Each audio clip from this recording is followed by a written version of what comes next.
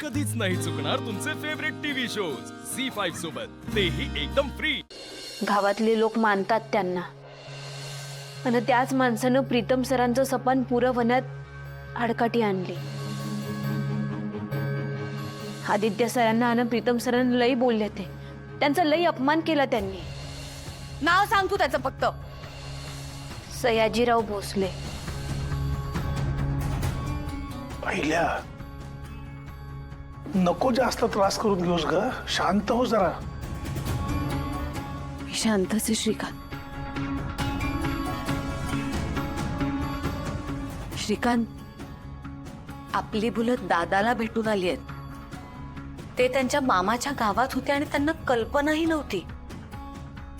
याचा आनंद मानू की सयादादा बदललाय याचं दुःख करू? मला मान्य आहे, मी त्याला खूप मनस्ताप दिलाय। त्यांनी ओळखलं असेल का ही माझीच मुलं आहेत म्हणून, आणि म्हणूनच त्यांनी हकलून नसेल ना दिलं त्यांना। आदित्य आणि प्रीतमला जेव्हा माझ्याबद्दल कळेल, मी घेतलेल्या निर्णयाबद्दल कळेल, तेव्हा त्यांना काय वाटेल? ते माझा तिरस्कार तर करणार नाहीत ना? अहिल्या, हे बघ, त्यावेळेला जो योग्य होता तोच निर्णय तू घेतलास ना। परिस्थितीच तशी होती। हे बघ, यात तुझा हेतू वाईट नव्हता। काळाचं चक्र पूर्ण झालं ना श्रीकांत। 20 वर्षांपूर्वी मी स्वतःच्या इच्छेने त्या गावाबाहेर पडले होते, पण आज माझ्या चुकांची शिक्षा माझ्या मुलांना भोगावी लागली।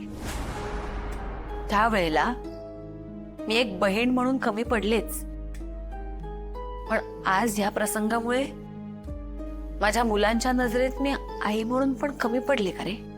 अहिल्या, त्यावेळेला तू दादासाठी निर्णय घेतला होतास, आणि आयुष्यात कधी कधी त्या प्रसंगातून बाहेर पडण्यासाठी आपल्याला कठोर निर्णय घ्यावे लागतात।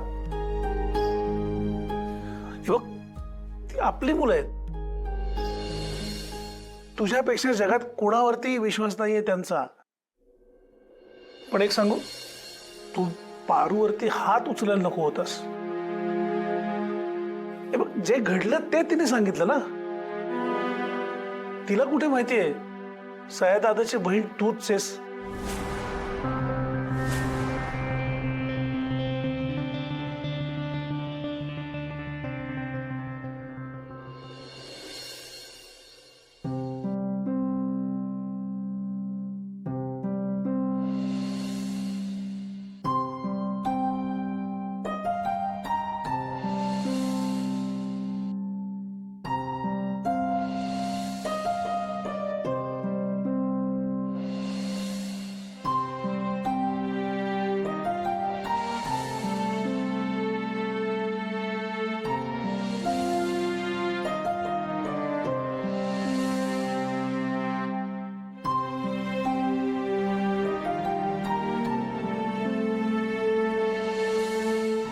पारू,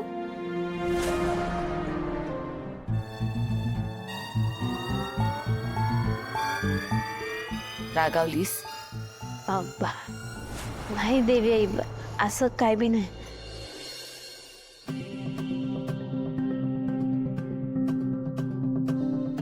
तू सयादादाबद्दल वाईट बोलत होतीस आणि ते मला सहन नाही झालं। सॉरी। सयादादा म्हणजे ते ज्या मुलीबद्दल बोलत होते त्या तुम्हीच आहात? त्यांची बहीण? पारू, तू मला खूप मानतेस ना? उद्या जर माझ्याबद्दल कोणी काही वाईट बोलत असेल, जीव घेईन त्यांचा।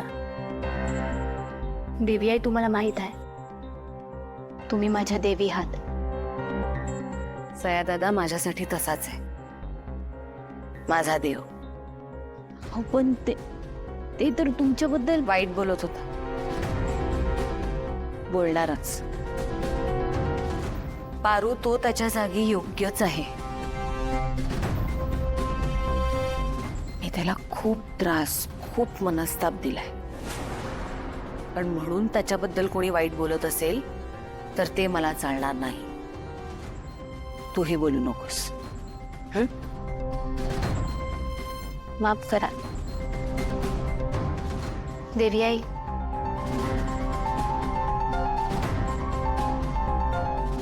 तुमचा जीव आहे ना तुमच्या भावावर. मग तुमच्यात असं नेमकं काय घडलं होतं की तुमच्या नात्यात इतका दुरावा आला?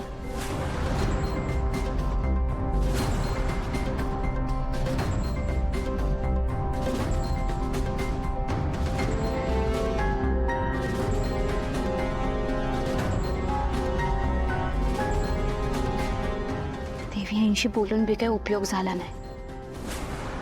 काय कळलंच नाही की नेमकं त्या दोघांमध्ये काय घडलं होतं.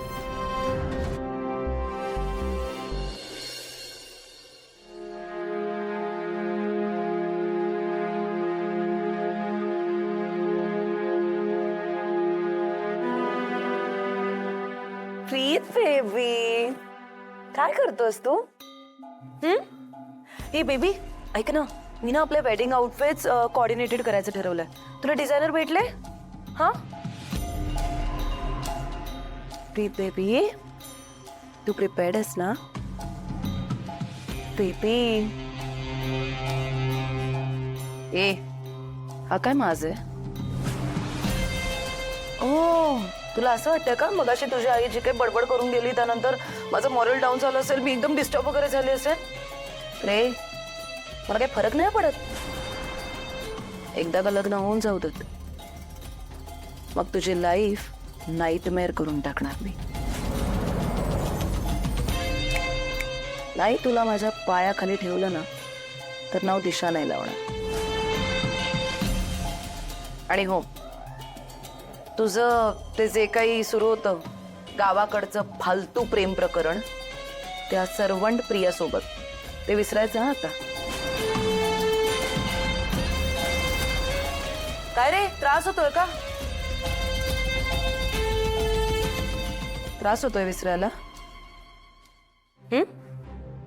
पण विसरावं तर लागणार, कारण तो तुझा पास्ट आहे, मी तुझं प्रेझेंट आहे आणि मीच तुझं फ्युचर आहे. आणि तुझं फ्युचर एकदम वर्स्ट कसं करता येईल हे मी व्यवस्थित बघेन. कुत्रा बनवून ठेवेन तुला मी माझा. रोज थोडं थोडं मरशील तू, थोडं थोडं. म्हणजे तुला डेमो बघायचा? दाखवते ना लगेच. प्रीत बेबी, माझे हील्स जरा सरळ करून ठेवशील प्लीज? बेबी ठेव ना. झी 5 ॲप डाउनलोड करा आणि पहा सर्व एपिसोड्स एकदम फ्री.